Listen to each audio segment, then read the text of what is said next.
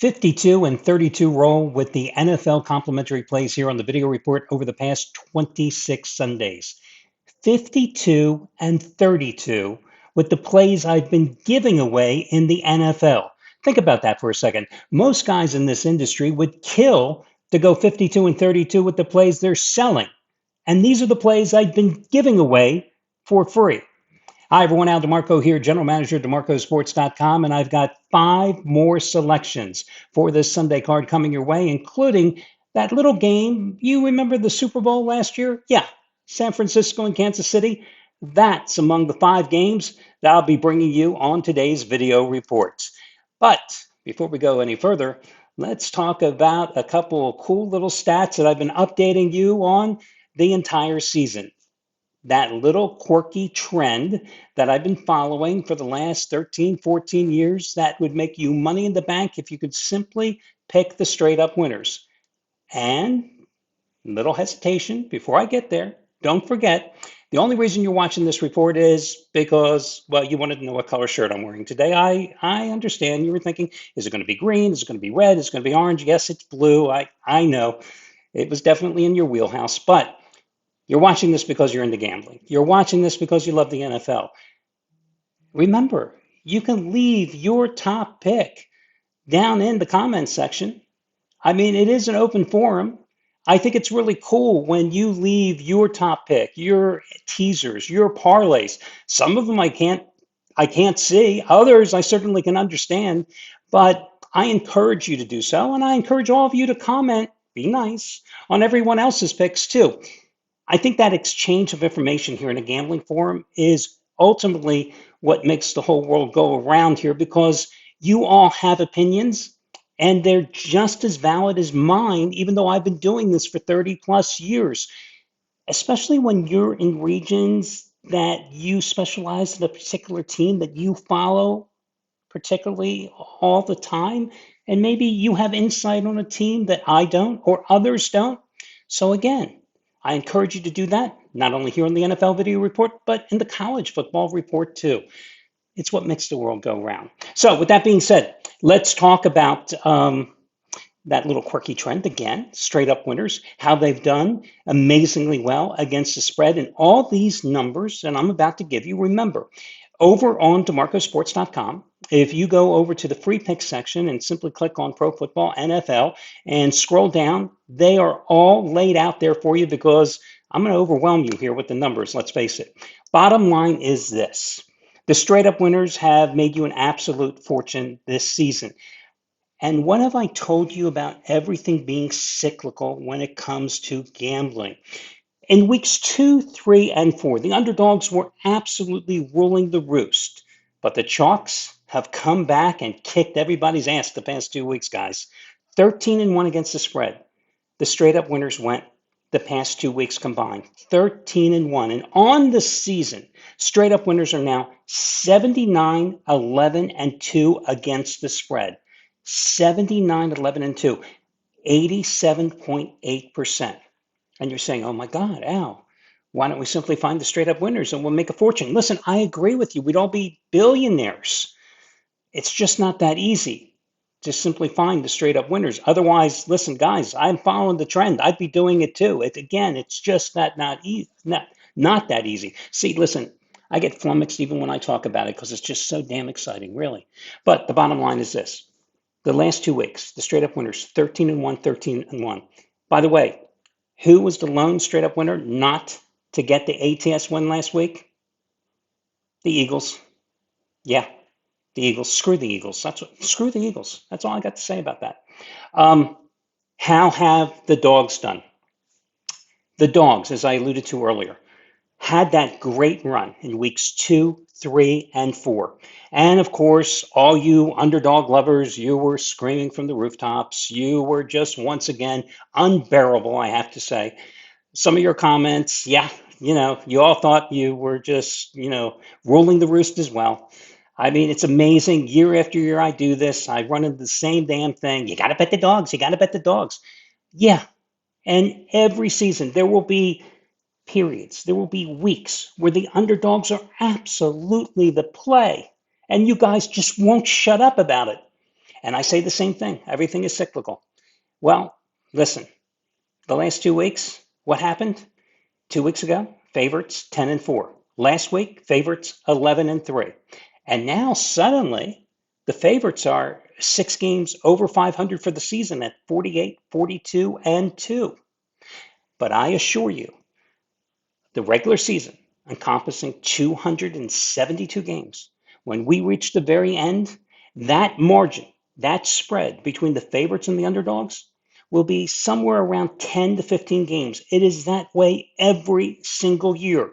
You will have your streaks where the favorites are coming in. You will have your streaks where the underdogs are coming in. But at the end of the year, that margin will be razor thin. Now, just because the favorites went 21-7 ATS the past 2 weeks doesn't mean you're going out and betting every single favorite this week. That's the word to the wise. Also, how many times over the years have I told you that if you like an underdog, you should consider making a smaller wager on that team on the money line if the take back price is $1.40 or so or higher. Now, I'm not telling you to go ahead and bet the New England Patriots plus 800 because they have no chance to win. I'm using that as an example. But generally, that smaller wager, you've got a damn good chance to win because over the course of the season, 35% or so of the underdogs will win outright. Well, so far this season, 33.7% of the dogs have done just that. They have won the game outright. Now, that's of all games played, absolutely all games played, 33.7% of puppies have won outright. Of underdogs that have covered, those dogs winning outright, 42.4%. So there you go. The numbers back me up. And finally, just talk about primetime games for a minute. And all the numbers, again, are over at DeMarcosports.com. Many times gamblers, handicappers are like, we'll simply say, primetime games, you've got to bet the dogs. One time I was on a plane ride out to Vegas. I was sitting next to this guy from Boston, and he insisted that the games were so fixed on TV that outside of the picture that we watched on TV, that you and I watched on TV, that there were people manipulating the outcome of the game. I swear to God, manipulating the outcome of the games, influencing the officials, and fixing the games that we couldn't see. I don't know what drugs he was doing. I don't know. I mean, he swore to God this happened on primetime games. I didn't want to tell him that I was a professional handicapper. I did this for a living. We were just talking about betting. The man was a lunatic. I don't know.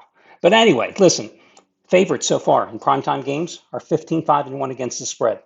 And straight up winners are 19-1-1 ATS.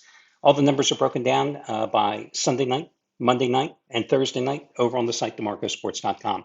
With all that being said, let's get to your first complimentary play. Oh, geez, I should tell you, by the way, not only 52-32 here with the free picks, but going into the weekend, and I don't know, doing this video report for you on Friday, the outcome of my Friday night play. I don't know the outcome of my Saturday best bet, but I can tell you the Raise the Bar 29 releases, which are my second highest rated play. Going into the weekend, I've won 5 in a row, including a 3-0 sweep in the NFL so far this season, including that little play on the Lions minus 3.5 by 38 at Dallas last Sunday, and 12 out of 15 going back to last year. I'm going to have another Raise the Bar 29 play, not on the 49ers and the Chiefs. No, I think the best bet for this Sunday card is actually in Lambeau, where you've got two of the most promising up-and-coming quarterbacks in the NFL, the meeting between Jordan Love and C.J. Stroud, Packers, Texans. That is the best bet on the card as I go for another Raise the Bar 29 release, number 4 in a row in the NFL this season. And just like all the other ones, it's going to be the half-price play of the day using coupon code HALF, HALF, as I continue to prove to you that you don't have to spend big money to make good money, with every single one of those Raise the Bar 29 releases being the half-price play of the day, again, over at DeMarcosports.com. And Through the magic of clicking a little button here on the screen, you will see here at the bottom, if you have never made a purchase over at DeMarcoSports.com, if you'd like to get my best bet and all the plays of all the handicappers for free, you can take advantage of the 2-day all access pass. Normal price on Sunday, it's going to be $109. You can get it for free. And you can get 2 days worth of selections for free, no strings attached, by using 2-day free all access pass. Free means free, guys. It's not like the days of those scamdicappers. If you were around in the 80s and 90s, you used to turn on the Sunday morning TV shows. You see those guys, usually with thick New York accents, screaming at the top of their lungs, absolutely free, absolutely free. The only thing was free was that motion of you taking your hand, putting it in your pocket, getting out your credit card, which said they would rape you for $1,000 for a play if you were stupid enough to give it to them. No, free means free. I can't sell free any more than telling you the 4-letter word. Yes, the one good one that starts with an F, free. There's no strings attached. You get the plays, you pick the days. If you have any questions, simply use the contact us or the help button over at the site, and customer service will walk you through the procedure. Okay, let's move on here. The first complimentary play, oh, you will laugh at this one, but I am going with Cincinnati minus the 5.5 at Cleveland. I know the Bengals, well, hey, Joe Burrow 1-5 lifetime against the Browns, and I know Myles Garrett has made his life absolutely miserable. Matter of fact, no player has sacked Joe Burrow more than Myles Garrett. In 6 games, 8 sacks, 16 hits, and 21 pressures. I know that the Bengals haven't won in Cleveland since 2017, but all streaks are meant to be broken, right? And listen, the Bengals are 2-1 on the road this year. They won at Carolina. They just won at the Giants last week. And a lot of you mentioned in the comments section, you thought I was crazy when I told you I like the Bengals, but who got the last laugh there? And when you think about their other road game this year, the only one they lost, they should have won at Kansas City, gave the Chiefs their stiffest test of the season and a 1-point setback. I like the fact that the Bengals defense actually showed up last week when the offense was stifled for most of the game by the Giants. Now, the Browns do have a good defense, but you know as well as I do that the offense is just pathetic with Deshaun Watson. 31 sacks already this season he's endured. He hasn't been able to get anything done. He looks like a shell of the guy that was once a good quarterback. Now, they are going to get Nick Chubb back, but he's going to be on a play count in his first game action since suffering that devastating knee injury. And the Browns' leading ground gainer, Jerome Ford, is out this week. So, again, I'm going to go with Cincinnati. Remember, the Browns don't have a lot of offensive weapons to begin with, and they just traded one with Amari Cooper getting out of town. Isn't he a lucky guy? So I'm going to go once again with Cincinnati. If that game goes up to 6, then I'm buying down the half point on the Bengals. Next game, I'm going with Indianapolis minus the 3 at home against Miami. Again, this is a situation, that line crossing 3. I'm buying down the half point on the Colts in this game. You know Anthony Richardson is starting instead of Joe Flacco. Would I like Joe Flacco to start? Yes, but let's face it, the future of the franchise is the Colts, and that's why we're going with Anthony Richardson. Colts' only home game in a 5-game stretch.